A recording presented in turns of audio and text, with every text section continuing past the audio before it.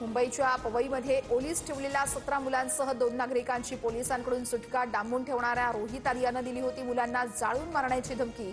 आरोपीकडून air gun आणि केमिकलही जप्त।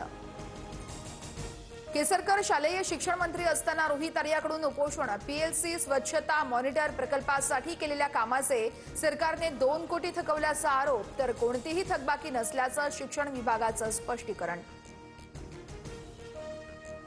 1 नोव्हेंबरचा मोर्चा दणदणीत झाला पाहिजे। इथे काय आग पेटलीये ते दिल्लीलाही कळलं पाहिजे। सत्याचा मोर्चावरून राज ठाकरेंचं आवाहन, तर मोर्चासाठी राज ठाकरे लोकल नसणार। हा फेक नेरेटिव्ह करण्याचा प्रकार काहीही निष्पन्न होणार नाही। स्थानिक स्वराज्य संस्थांच्या निवडणुकीत महायुतीचाच भगवा फडकणार। मवियाच्या मोर्चावर उदय सामंतांची टीका। मुख्यमंत्री पदासाठी एकनाथ शिंदे आणखी किती लाचारी करणार? किल्ले रायगडावरून नमो सेंटर सुरू करण्यावरून राज ठाकरेंचा शिंदेंवर हल्लाबोल, सेंटर फोडण्याचाही इशारा। गडकिल्ल्यांच्या पायथ्याशी नमो सुविधा केंद्र असेल। पर्यटकांसाठी चांगल्या सुविधा देण्यासाठी ही योजना। राज ठाकरेंनी GR वाचावा, शिंदेंवरील टीकेला शंभूराज देसाईंचं प्रत्युत्तर। भीमा कोरेगाव प्रकरणामध्ये उद्धव ठाकरेंना कारणे दाखवा नोटीस। प्रकरणाशी संबंधित कागदपत्र सादर करण्यासंदर्भात दाखल अर्जावर प्रतिसाद न दिल्याचा ठपका।